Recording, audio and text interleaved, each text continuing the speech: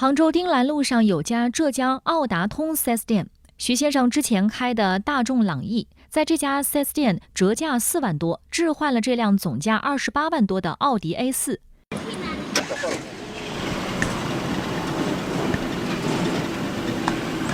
哦，有了，有了，是有点滋滋的那种声音，是不是？对，有这个滋滋的声音。就是说，只要车子动，它这个声音就是存在的。而且就是说我车子买过来的时候，这个问题就发现了，应该过了个3、4天就发现这个问题了。还是别人提醒我的嘛，就是说我坐在里面，窗户关了的话，可能根本听不出来。记者在现场听了一下，汽车刚发动的时候有一些吱吱的声音，之后这个声音就没有了。去年3月份，他向浙江奥达通 4S 店反映了问题。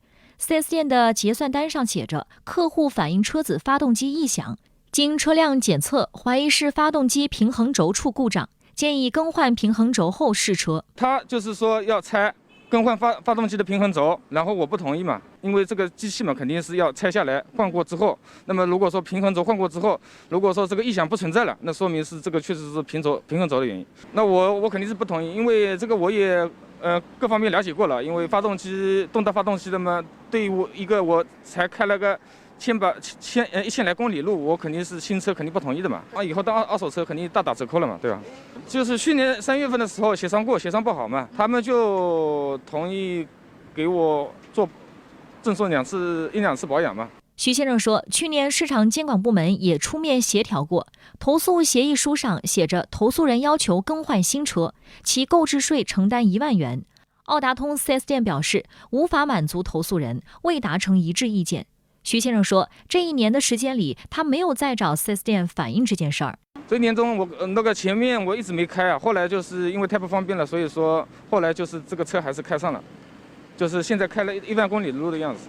是因为去年的时候可能过了那个消费者协会日那一天，那么我现在赶在今年之前，我觉得我原来的初衷，我就是还是想换车嘛。了解过你这个情况其实是不太符合3包法的。对，我了解过了，就是说我觉得很冤。来到这家浙江奥达通 4S 店，当初跟徐先生沟通过这件事的工作人员已经离职。销售部的张总监先去了解了一下之前的情况。这种问题在于奥迪 4S 店的修理过程中也是比较小的一个维修事件啊。那我们是有一个比较好的一个判断的。平衡轴它一般摩擦低速转动摩擦的时候，它会产生一个声音。那平常正常的一个车也是有声音的，但是它可能稍微响了一点。它的部件是在发动机上面，不需要去动用发动机的。这种事情发生呢，从我们个人包括公司的角度也是非常理解的啊，一个新车，但是我们当时也是有相关的一个沟通政策的。当时他是想退车，那退车的话还没有满足我们那个3包法的一个退车的条件，那么换车的话，他是想让购置税我们全部承担。那么我们大概是2万多，他说。对，然后我们给的建议就是说给他那个5000块的一个这个价值的一个优惠，然后第二个呢就是说给他2次保养。